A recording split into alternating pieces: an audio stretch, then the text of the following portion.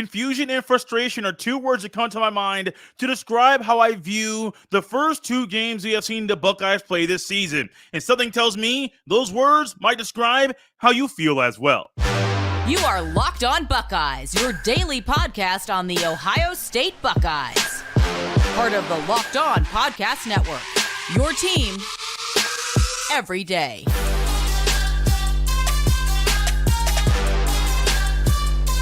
What is up, Buckeyes fans? Welcome back to another episode of Locked On Buckeyes for the Locked On Podcast Network. I'm your host, Jay Stevens, also the host of the Jay Stevens Podcast. It is a Monday, September 11th in the year 2023, and this episode is brought to you by our friends at FanDuel Sportsbook, official sportsbook of Locked On. Make every moment more. Right now, new customers can bet $5 and get $200 in bonus bets guaranteed. Visit FanDuel.com/LockedOn to get started. During today's episode, we revisit Kyle McCord versus Devin Brown and potentially end this topic. And we also discuss why I'm happy with the tweaks we have seen with the secondary. But first, there is a thought of frustration that I have when I think about the Buckeyes' first two games they have played this season. This is not just talking about the game a couple of days ago against Youngstown State, but also the game against Indiana. And some of these things go to, I feel, frustration in regards to some things that Ryan Day has said about this season so far. But aside from Ryan Day, the team we have watched play the first two games of this season is not the Buckeye football team I expected to see play football this season. Now, you may say, Jay, this is what I expected. A little struggle against Indiana, a little lower scoring, play two quarterbacks. Youngstown State, you would think we'll score a whole lot more points, but the new clock rules kind of altered how the Buckeyes game is being called by the coaches. Okay, great. Maybe that's you. But as for me, this is not what I expected. This is not this is not the standard I thought that was at Ohio State. This is not what I predicted. This is not it. Indiana, you should have seen a whole lot different of a team. Now, I understand wanting to go into the game and wanting to win. Like, leave, Big Ten road game, whatever that, does in your brain. You want to lead that thing and win. Regardless of the opponent, regardless of everything else, week one of the season, all you want to do, first game of the season opener, Big Ten road game, all you want to do is win. And you don't care how you do it. You just want to walk out of there with the win. Okay, great. You're happy. The Hoosiers only scored 3 points. Great. Now, that's huge.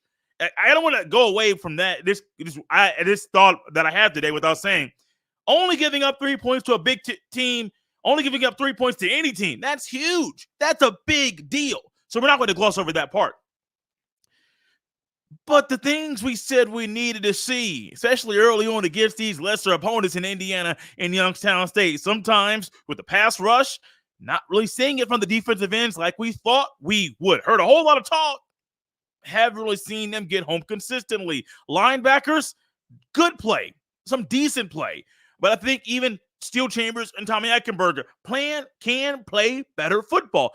The secondary has been a good surprise. It's been a nice surprise. But even them, you can tighten things up. But this conversation is not solely about them.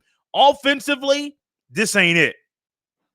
Now, Marv, 7 for 7 catches, 160 through the air, 2 touchdowns. Emeka Egbuka got into the mix as well. Those things are great. So we have seen some good things on offense. But, buddy, the running game. This ain't all about the running backs. The O-line is not doing a good job of blocking the guys in front of them. Sometimes better in pass pro than they are running the ball. That's where the confusion comes in.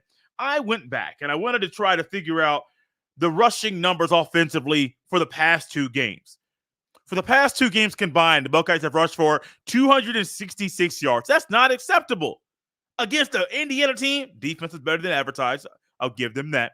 Youngstown State, FCS, a team that they know going into that, they should get blown out of the water, and they walk out of the shoe with a 35-7 loss. They might say, hey, we didn't get blown out in the shoe. Well, you kind of did, but they didn't put 50 on us. They didn't put 60 on us. That's great.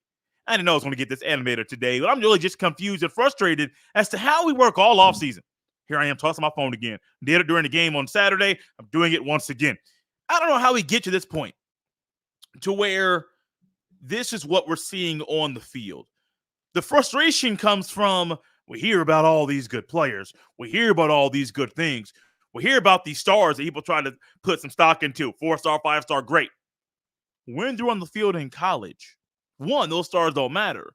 But two, a lot of the things we hear about how those players should play on the field, that's not what we are witnessing. But also, let's keep it in a little bit more context. We hear people say the new clock rules are going to drastically impact how a game is called, how a game is played. Okay, cool. I understand how you may lose a possession or two, how you might end up, struggling just a little bit. Well, when I go through and I look at scores from week 1 and week 2 of the season, why am I seeing schools that are upper tier college football teams not struggling against lesser opponents in their conference or lesser opponents in college football? Notre Dame scored 42 points on Navy with Ohio State. USC scored 56 points on San Jose State. Would the Buckeyes do that same thing? UCF scored 56 points on Kent State. The Buckeyes only scored 35 against Youngstown State. Now, the final outcome is one thing. I understand you're playing two different quarterbacks, but we expect better from the Buckeyes offense, especially against an FCS opponent. I think somewhere in there, Georgia scored 48 against a school. Colorado scored 45 against TCU. Alabama scored 56 against Middle Tennessee. USC scored 66 against Nevada. Oregon 81 points against Portland State. Oklahoma 73-0 against Arkansas State. They're playing with the same clock rules. They're playing with the same rules the Buckeyes are playing with. They're playing with the same thing the Buckeyes are playing with rules-wise, but what do we see? Oh, what's the clock rules? Oh, we're playing two quarterbacks. Oh, it's this. Oh, it's that. Oh, it's this. Oh, it's that. Throw the excuses out the window. We expect better from the Buckeyes. I understand working in 3 new offensive linemen who are starting. I understand that. I understand you have a new left tackle on the Buckeyes team. First time playing at this level of football in his life, from Josh Simmons going from San Diego State to Ohio State. I understand all of the variables. I understand Ryan Day wanting to work in 2 quarterbacks. I understand trying to figure out the running back rotation. I understand even week 1 not really going to Marvin and Mecca as you should have, and doing it a whole lot more in week 2. I understand all of that. But the expectation is through the roof. It's high. If you're watching on YouTube, my hand is higher than the screen you're looking at, because that's how high the standard is. You expect better. We expect better. So when we see performances like we have in week 1 and week 2, confusion comes to my mind, and frustration does as well. The good thing is, it's only 2 games of the season. The good thing is, there's a lot more football to be played. The good thing is, the Buckeyes can win win week 3, week 4, have a bye week, and come back on the field and play some more. And the Buckeyes have a really good chance to improve drastically between now and Saturday's game, between now and the game against Notre Dame, between now and the bye week, between now and whoever the game is left in their schedule. The Buckeyes have a lot of time to get better. But if they don't, if this is what we're planning on seeing the rest of the season, it might not just be confusion and frustration on my mind. It might be on your mind if it's not now. And I hope if it's on your mind eventually, and I know it's on mine right now, I hope it's not a long thought. But if it is, some of the conversations we have on this show will be hot. I'll get irritated, and you'll see Jay do some I don't want to think about what's going to come out of my mouth down the road if we're still talking about a Buckeye team that is frustrating to watch. What is frustrating to watch is potentially a quarterback battle that could go even longer into the season than it already has. Should it continue to go on? I dove into a little bit on Saturday in our post-game show. I'll dive into more of the quarterback battle today on Locked On Buckeyes.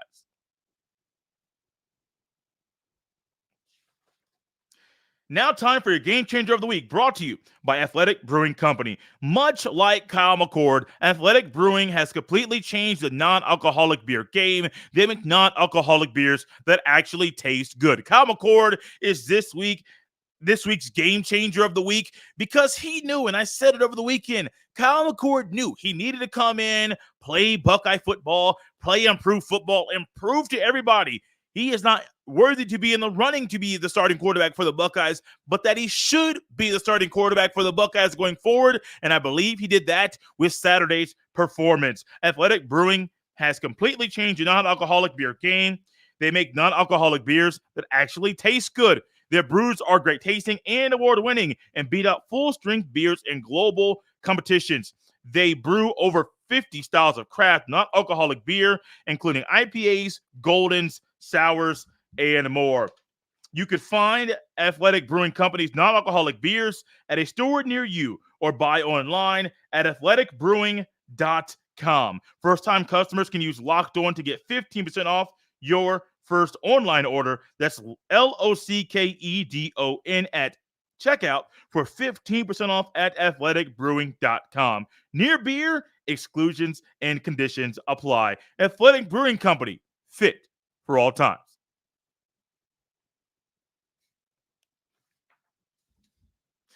College football season, the college football season is here, and this season, Locked On is kicking up our coverage with Locked On College Football Kickoff Live. Each Friday, Locked On will go live from 11 a.m. to 1 p.m. Eastern on every Locked On College YouTube channel.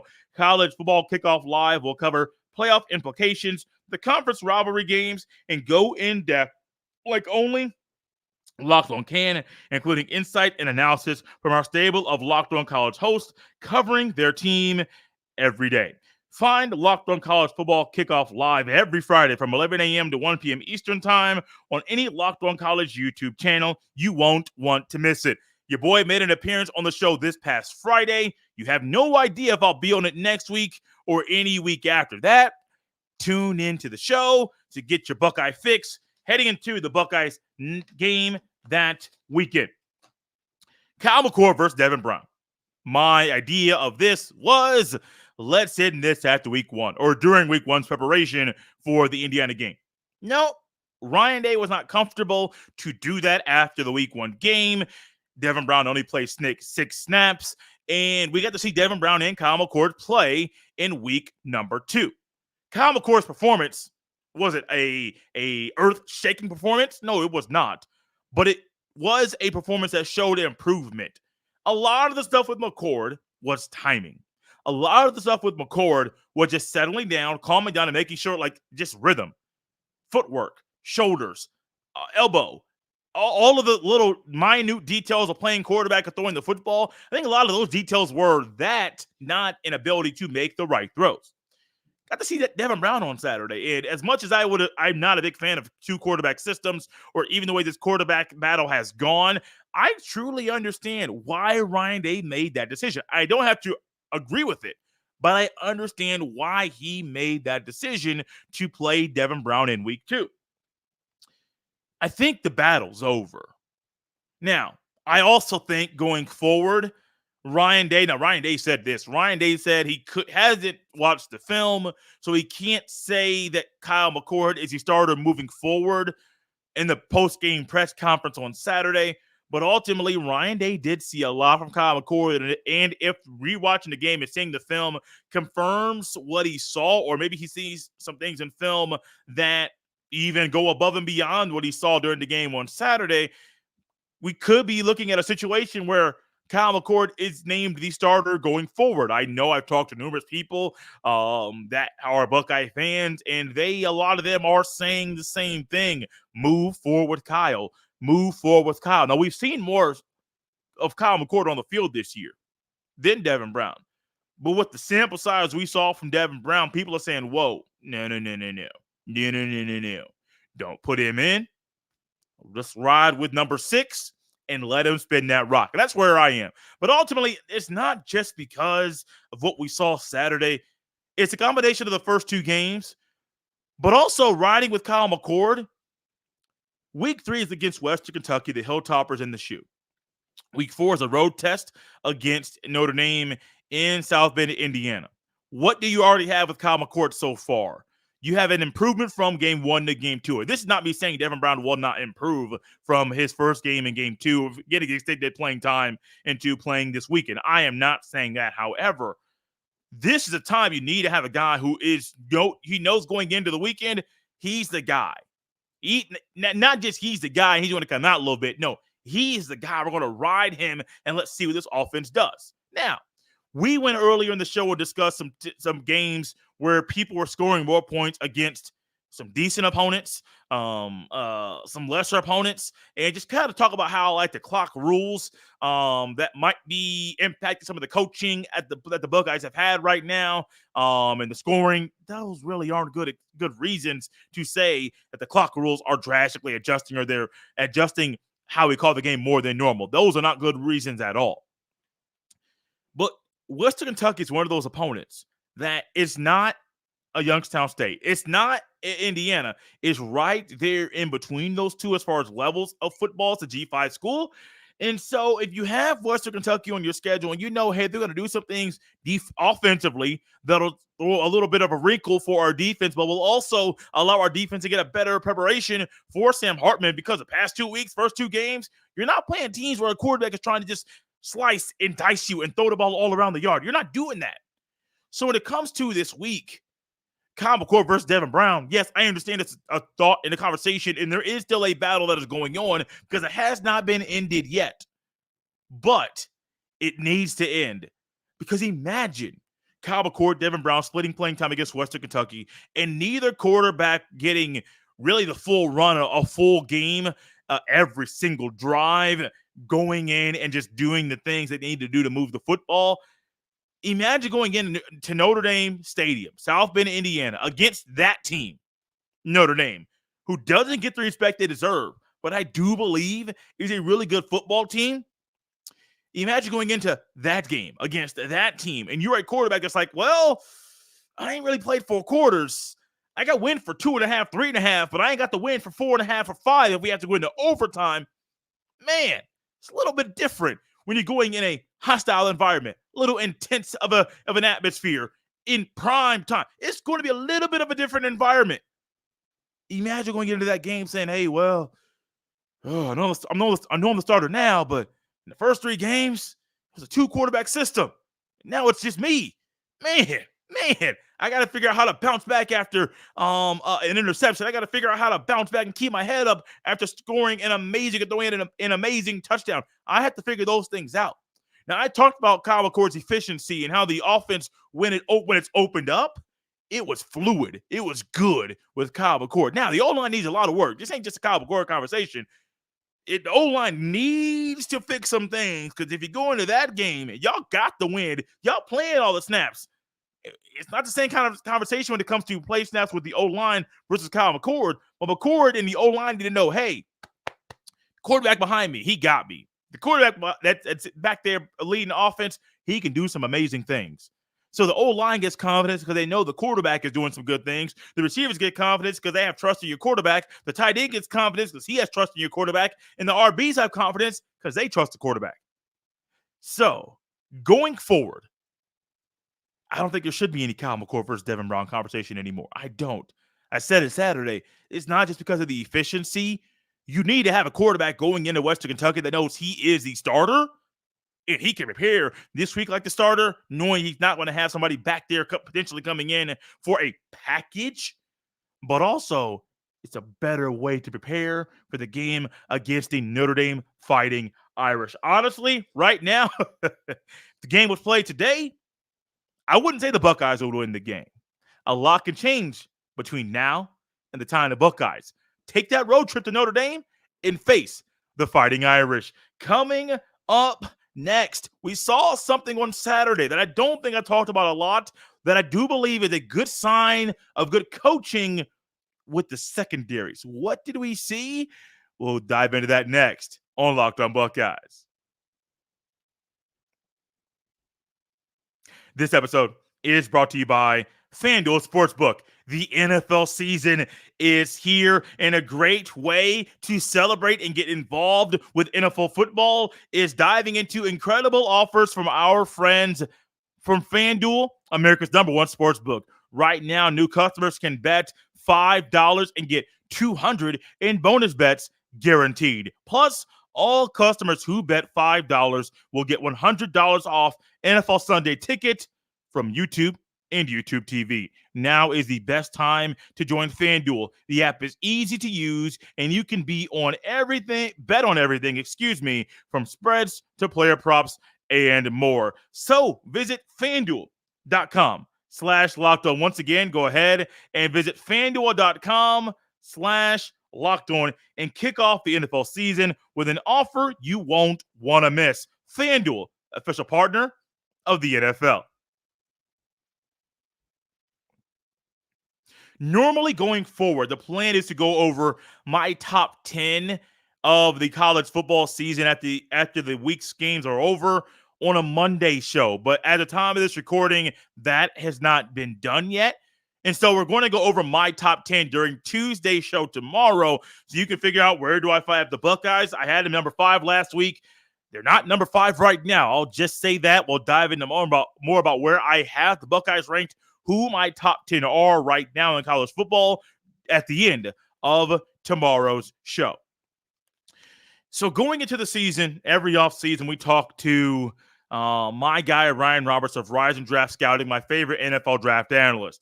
And Ryan and I, we've done shows for numerous years, so we have a pretty good relationship on the air, on the show. We know I can kind of pick up on where Ryan's going, and I could kind of lead him in a way that can maybe help him dive into his topic a little bit better.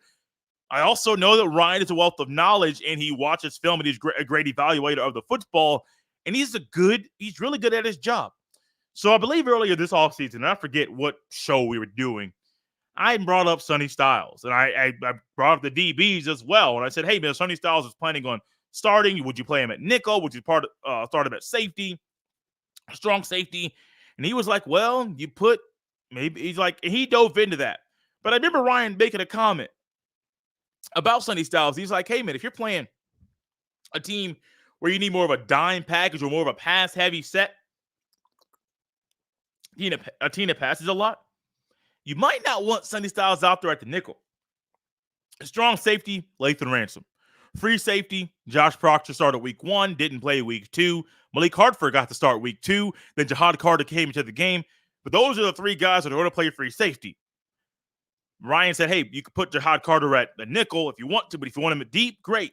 But in those pass-heavy games where a team is trying to throw the ball all over the yard, it might be best to take Sonny Styles off the field and to put in somebody else who's better at covering the football. And he didn't say I don't remember him saying specifically a corner or a safety. Which one would he move down there? Jahad Carter maybe down there and put Josh Proctor deep, whatever it may be. Ryan said, hey, man, you might want to take 6'4", 230 off the field in games where the offense is passing a lot to better defend the pass. And I agree with him. And we saw a little bit of that on Saturday. We saw Sonny Styles start the game once again at that nickel spot. And honestly, it looks more like they're running a 4-3, but it's more 2 LBs, and Sonny Styles more versatile to where he can be an outside backer. He can be somebody that's a nickel, but he can be in and out, but he's more so in the box. And when you got a guy 6'4", 230, he looks more like a linebacker than a cover safety. I don't know what you want to call him. I call him a football player, a guy that's hybrid, and the Buckeyes love having him on the field. But we saw sometimes when passing was on the mind of Youngstown State, Sonny Styles comes out. And one time Cam Martinez came in. Cam ended up, I believe it was one-on-one situation. Cam got beat. Actually, it was pretty. This was one of those frustrating plays. Cam got beat, made a big catch. Youngstown State did. I believe that was leading to the touchdown score that they had, the only score in the game. You saw the quarterback do I can't do it here for you to visually see it, but saw the penguin celebration that he had. Later on, we saw Jordan Hancock come in and play a little bit of that nickel corner cover safety, more that nickel guy in pass situations. That's great. That's huge. That's also the more I thought about it, and I don't know if I really dove into this on the show, when you're playing teams that are going to pass a lot, and that was the one question about Sonny Styles, not just 6'4", 230, but just you got a guy 6'4", how are you going to, if you're going to have a quicker or a shiftier slot guy, is Sonny Styles the right guy to defend him? And this was without seeing a lot of football from Sonny playing. The question was still there. And so what do? Sonny goes out. Jordan Hancock comes in. It surely seems like Denzel Burke and Davison Igbinosun are your outside corners. Denzel Burke got an interception. I don't know if I mentioned this note on Saturday's postgame show, but Denzel Burke's interception was the first Buckeye corner to get an interception since the 2021 season. What's been going on? Now, I saw that note, and I'm like, wait, this can't be real. That just shows to the confusion that we have seen from the Buckeyes at the cornerback position lately. Man, it's just been it just doesn't feel right. Doesn't feel right at all. But I love this, though. I think it's a great move, a great coaching move, and it shows the adjustment. Now, we knew going into the season, the coaches were thinking about playing or trying to play Hancock, Igbinosun, and Burke. Would it be two on the field and a guy on the sideline? Would it be all three at the same time? Would it be, what would the variation, what would the wrinkle be? We weren't sure at the time, but I think we're getting a good view at what the coaches are thinking and how they view Igbinosun, Burke, Hancock, and Styles. I think we're getting a really good handle on that. We saw Sonny Styles make a phenomenal big hit in the flat. Reminded me of Denzel Ward. Hurt my feelings, as Gus Johnson said. Didn't say the entire line, but you understand. Like, it was, I don't know if it was like the same sideline or yardage on the same spot on the field, but on my screen, as I watched it, I got shades of Denzel Ward. You got barbecue back there? You didn't invite me? Hurt my feelings. Honestly, when I heard that from Gus Johnson, I'm like, bruh, it must be a black play-by-play man to say this, because it just seems okay and it seems right and ideal for that to come out of Gus Johnson's mouth. Gus is good at his job. He's really good at his job, and he brought that one-liner or a line to us that we still say to this day. Honestly, if Jordan Hancock is coming in as your nickel guy against teams that want to pass a lot, great. We've seen good ball from Sonny Styles so far. We've seen good ball from Jordan Hancock so far. We've seen good ball from Burke and Igbinosun. If those four guys are working, two on the outside and some are interchangeable at nickel, it's a good move. And going into this week, I think we need to see more of that on the field. Be comfortable shifting and changing when it needs to be made, because if not, it could come back to bite you at the end of the game. Guys, out of here on a Monday, September 11th. Hope everyone is taking time to remember what happened on this day in 2021. I remember where I was. I was in 7th grade, just got done with my first period, and all of a sudden, my teacher turns on the TV. It was a history class. I didn't know much about what was going on, but ultimately, the longer I got away from that day, I realized, oh, no, this was a really big deal, severe. Lots of people lost their lives that day, a terrorist attack on our country. I hope everybody remembers and thinks about what happened that day did I say 2021? 2001. Wow. 20 plus years ago. It's crazy to think about how long ago that was, and what that's done, how that's changed changed America. I mean, going through security at an airport is not the same as it was prior to that tragic event. Coming up tomorrow, get to dive into the rewatch upon further review and discussing what we learned while we watching the Buckeyes game on Saturday against Youngstown State. Wednesday is turning the page, looking ahead to the next opponent in Western Kentucky. Also do a little stock up, stock down as well. Thursday, a little preview from the Buckeyes' point of view. And then Friday, it's the final show before the Buckeyes game this weekend. Also, one more note for later in the week. I will actually be at the game on Saturday, taking a trip to Columbus. So there will not be a post-game show, a live show after the game on YouTube. There is planning on being a show on Sunday morning that'll be dropping on YouTube and on the audio feeds, Apple, Spotify, and the others for you to enjoy, but no live post-game show at the conclusion of Saturday's game against Western Kentucky. Wanted to get that out on a Monday. We'll say it throughout the rest of the week as well, so you're not waiting post-game for Jay to come live on the air. You can follow me on Twitter at jstevens07. You can send all of your emails to jstevens317 at gmail.com. Thank you for making Locked On Buckeyes your first listen every single day. Now, for your second listen of the day, check out the Locked On Sports Today podcast. It provides you with everything you need to know going on in and around the world of sports, especially what went down during week 1 of the NFL season in 20 minutes every single day. Locked On Buckeyes and Locked On Sports Today, they are both a part of the Locked On Podcast Network, your team every day. This has been Locked On Buckeyes here on a Monday. I'll see you next time.